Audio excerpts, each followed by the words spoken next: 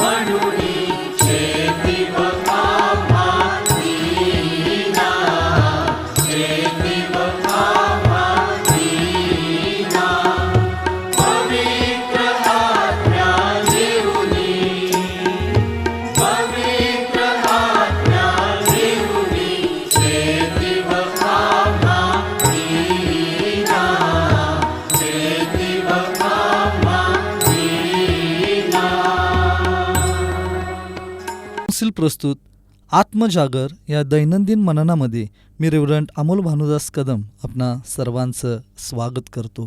आजचा विषय आहे अव्यक्त ते अजूनही अव्यक्तच. आजच्या मननाकरता जो शास्त्रभाग आहे योहानकृत शुभवर्तमान याचा पहिला अध्याय 1 ते 12 ही वचनं. आजचं मुख्य वचन आहे ख्रिस्त आपल्या पापाबद्दल प्रायश्चित्त आहे, केवळ आपल्याच पापाबद्दल नव्हे तर सर्व जगाच्याही पापाबद्दल. पहिली योहान 2 अध्याय आणि 2 वचन. जास्तीत जास्त परमेश्वराचे लोक हे अत्यंत अदूरदर्शी असतात. काही लोक आपल्या शहरात, जिल्ह्यात किंवा राज्यात सुवार्ता प्रसारात संतुष्ट असतात, तर दुसरे काही जण असे असतात की त्यांच्या नातेवाईकांचे तारण झाल्यानंतरच ते दुसऱ्यांचा विचार करू शकतील. असे विश्वासणारे आपल्या संपूर्ण जीवनभर कधीही लांबच्या ठिकाणाचा विचार करत नाहीत. जर आपण चारही शुभवर्तमानाचा विचार केला, आपणास समजून येते की येशू ख्रिस्त त्या लाखो लोकांच्या विचाराच्या ओझ्याखाली दबलेला होता, जे अजूनही त्याच्या मेंढवाड्याच्या बाहेर होते.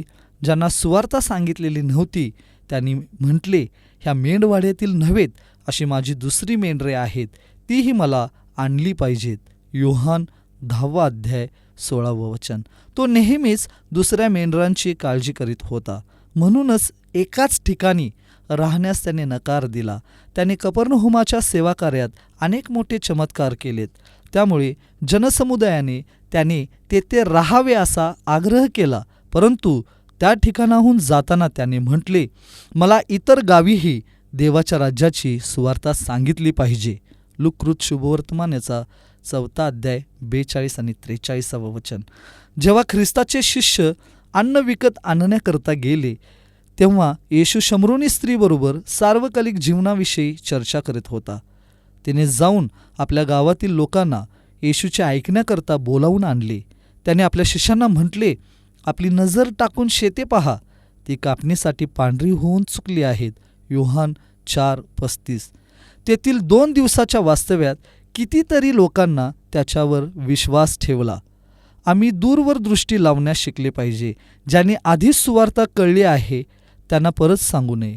लाखो लोक अंधकारात आहेत व ते प्रथमच सुवार्ता ऐकण्याच्या प्रतीक्षेत बसले आहेत. बाळ येशूला आपल्या हाती घेऊन शिमोनाने देवाचा धन्यवाद करीत म्हटले, माझ्या डोळ्यांनी तुझे तारण पाहिले आहे. ते तू सर्व राष्ट्रासमक्ष सिद्ध केले आहे. तू परराष्ट्रीयास प्रगटीकरण होण्यासाठी उजेड झाले आहे. लुक वर्तमान 2 अध्याय 31 आणि 32 वचन. येशूच्या शिष्यांनी आपल्या गुरुचे अनुकरण केले. पौलाने म्हटले, त्याची वार्ता ज्या लोकांना कोणी सांगितली नाही त्यांना सांगणे हे माझे ध्येय आहे. रोम 15:20 आणि 21. भारतात असे अनेक तालुके व जिल्हे आहेत जेथे एक सुद्धा मंडळी नाही. जेथे 7 मंडळ्या प्रथम आहेत त्या ठिकाणी पुन्हा एक मंडळी स्थापन करणे योग्य आहे का? गरीब लोकांच्या मंडळीकरता छप्पर असलेले मंदिर उभारण्याकरता 10,000 रुपये खर्च येतो.